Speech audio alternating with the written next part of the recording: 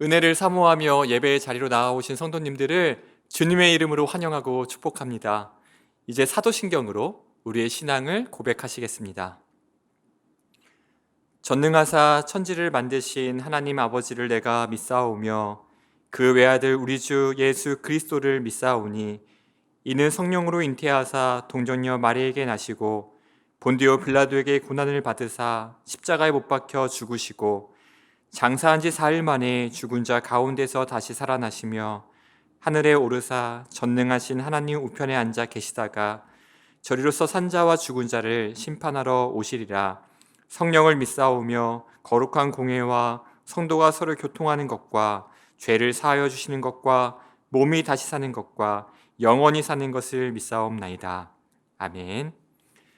찬송가 405장 주의 친절한 팔에 안기세 함께 찬양하시겠습니다.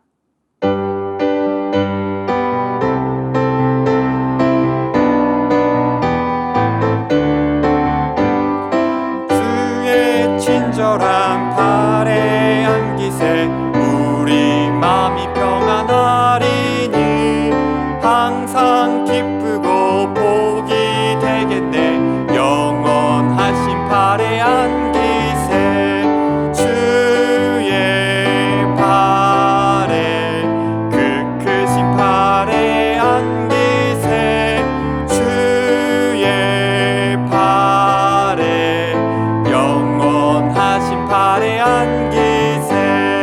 날이 갈수록 주의 사랑이 두루 광명하게 비치고 천성 가는 길 편히 가리니 영원하신 팔에 안기세 주의 팔에 그 크신 팔에 안기세 주의 팔에 영원하신 팔에 안기세. 주의 보좌로 나아갈 때에 기뻐 찬미 소리 외치고 겁과 두려움 없어지리니 영원하신 팔에 안기세 주의 팔에 그 크신 팔에 안기세 주의 팔에 영원하신 팔에 안기세. 아멘. 오늘 우리에게 주시는 말씀은 시편 141편입니다. 시편 141편 1절에서 10절까지의 말씀을 읽겠습니다. 여호와여, 내가 주를 불렀사오니 속히 내게 오시옵소서. 내가 주께 부르짖을 때에 내 음성에 귀를 기울이소서. 나의 기도가 주의 앞에 분향함과 같이 되며 나의 손 드는 것이 저녁 제사같이 되게 하소서. 여호와여, 내 입에 파수꾼을 세우시고 내 입술의 문을 지키소서. 내 마음이 악한 일에 기울어 죄악을 행하는 자들과 함께 악을 행하지 말게 하시며 그들의 진수성찬을 먹지 말게 하소서. 의인이 나를 칠지라도 은혜로 여기며 책망할지라도 머리에 기름같이 여겨서 내 머리가 이를 거절하지 아니할지라. 그들의 재난 중에도 내가 항상 기도하리로다. 그들의 재판관들이 바위 곁에 내려 던져졌도다. 내 말이 닳므로 무리가 들으리로다. 사람이 밭가라 흙을 부스러뜨림 같이 우리의 해골이 스올 입구에 흩어졌도다. 주 여호와여, 내 눈이 주께 향하며 내가 주께 피하오니 내 영혼을 빈궁한 대로 버려두지 마옵소서. 나를 지키사 그들이 나를 잡으려고 놓은 올무와 악을 행하는 자들의 함정에서 벗어나게 하옵소서. 악인은 자기 그물에 걸리게 하시고 나만은 온전히 면하게 하소서. 아멘. 오늘 시편의 기자는 매우 다급하게 하나님의 도우심을 간구합니다. 1절을 보면 시인이 처한 분위기와 상황이 느껴집니다. 매우 다급하고 또 위기 상황 속에 있는데요. 이때 시인이 구하는 기도의 내용은 무엇입니까? 3절인데요. 여호와여, 내 입에 파수꾼을 세우시고 내 입술의 문을 지키소서. 이렇게 간구하는 이유가 바로 다음 절에 나옵니다. 4절입니다. 내 마음이 악한 일에 기울어 죄악을 행하는 자들과 함께 악을 행하지 말게 하시며 그들의 진수성찬을 먹지 말게 하소서. 내 마음이 악에 기울여지고 악한 일을 도모하지 않기 위하여 입의 파수꾼과 내 입의 문을 지켜달라는 간구입니다. 이 구절을 묵상하는데 대표적인 두 명의 성경 인물이 생각났습니다. 첫 번째 인물은 요셉입니다.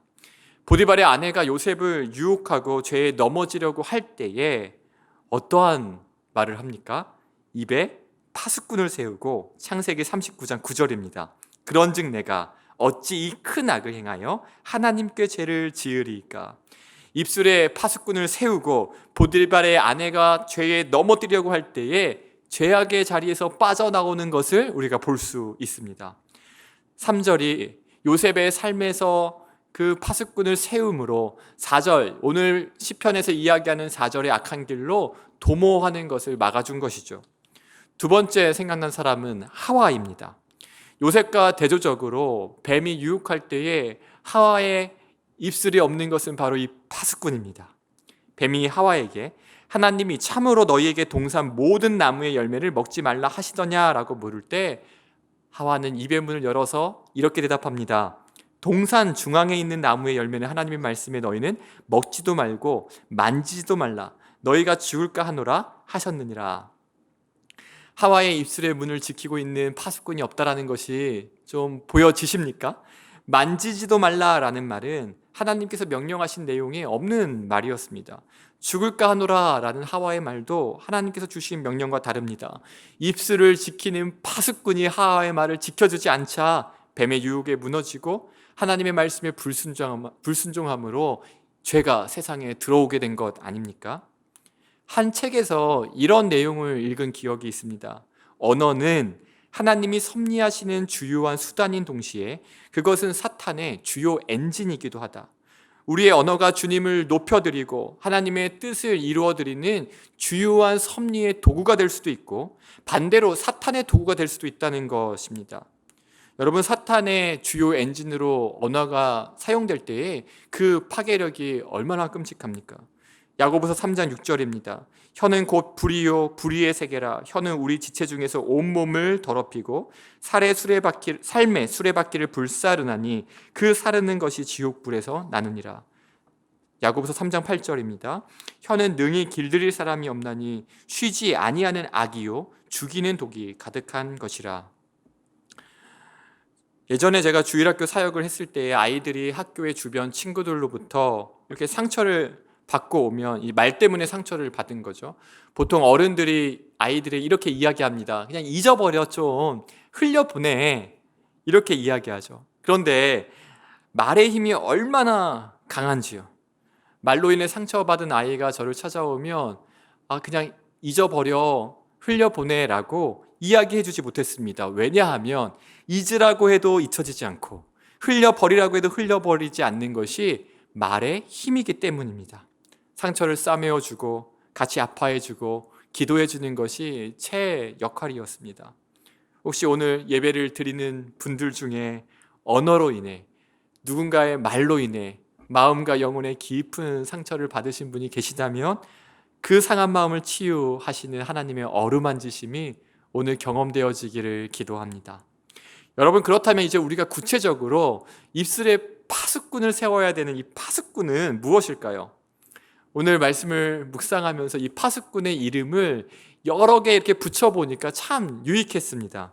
첫 번째 입술의 파수꾼은 제가 은혜라고 이름을 붙여보았습니다. 첫 번째 파수꾼의 이름은 은혜입니다. 나도 모르게 교만이 고개를 이렇게 들고 자기 자랑과 과시, 내 의가 살아나려고 할 때 여러분, 은혜라는 파수꾼을 세우셔야 합니다. 나의 나된 것은 모두 다 하나님의 은혜입니다. 은혜라는 파수꾼을 우리가 세울 때 우리는 겸손의 열매를 맺게 되고요, 하나님의 이름을 높여드리게 됩니다.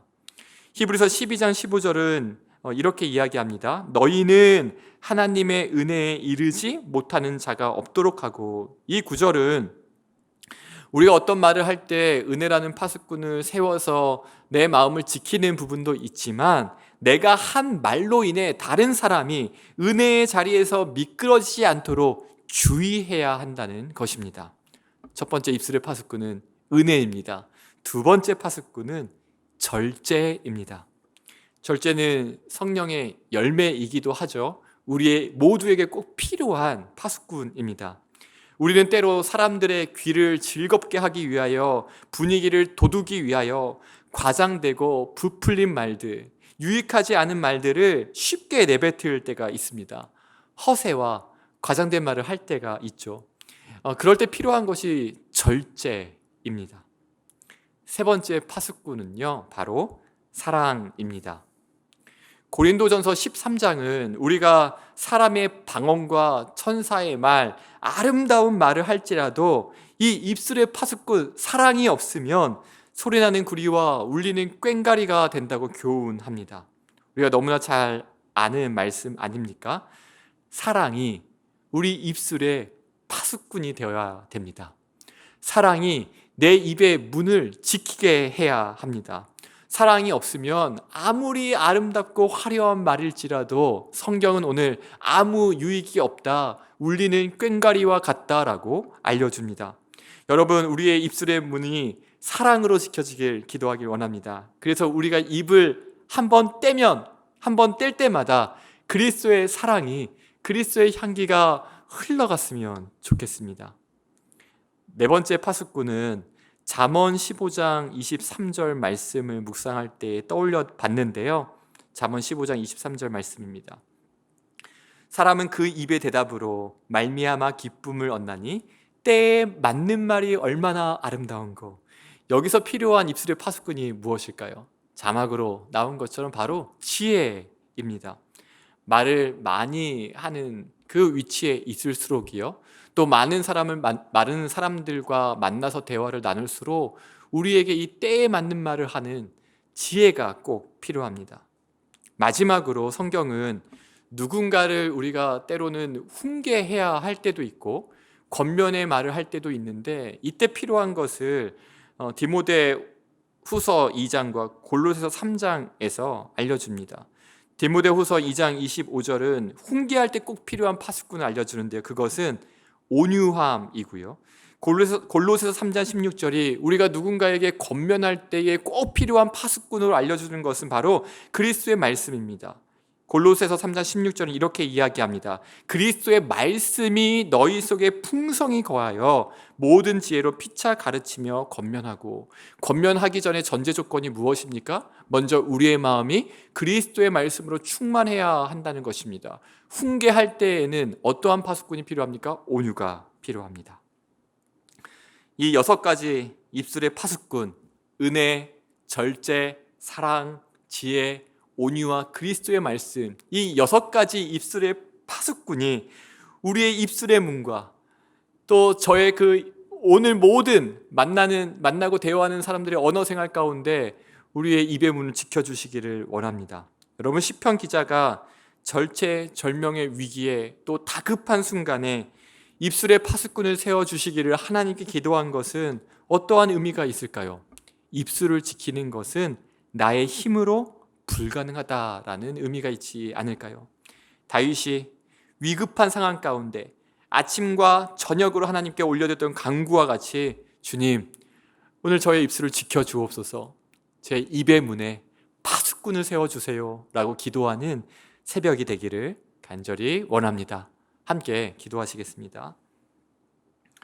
사랑하는 주님, 시편의 기자가 다급하고 위급한 상황 가운데 하나님께 입술의 파수꾼과 입의 문을 지켜달라고 간구하였던 것처럼 말로 인하여 상처도 많이 주고받고 또 이미 엎질러진 말 때문에 후회도 많이 하고 말에 있어 여전히 지혜가 부족한 우리에게도 동일하게 입술의 지혜와 입의 파수꾼이 필요합니다. 성령께서 우리의 입을 주장하여 주시사 사람을 살리는 말, 덕을 세우는 말, 하나님께는 영광을 돌리고 사람의 마음에는 은혜와 감동을 끼치는 말의 사람이 되게 하여 주옵소서. 오늘 하루도 수많은 사람들을 만나고 대화를 나누게 됩니다. 부부 사이에서, 부모와 자녀 사이에서, 또 오늘부터 개강하는 다락방 모임 가운데 오고 가는 모든 말들 속에서도 우리의 입의 문을 지켜주시고 덕스럽고 은혜로운 말들로 하나님께 영광 돌리게 하여 주옵소서. 감사드리며 예수님의 이름으로 기도드립니다.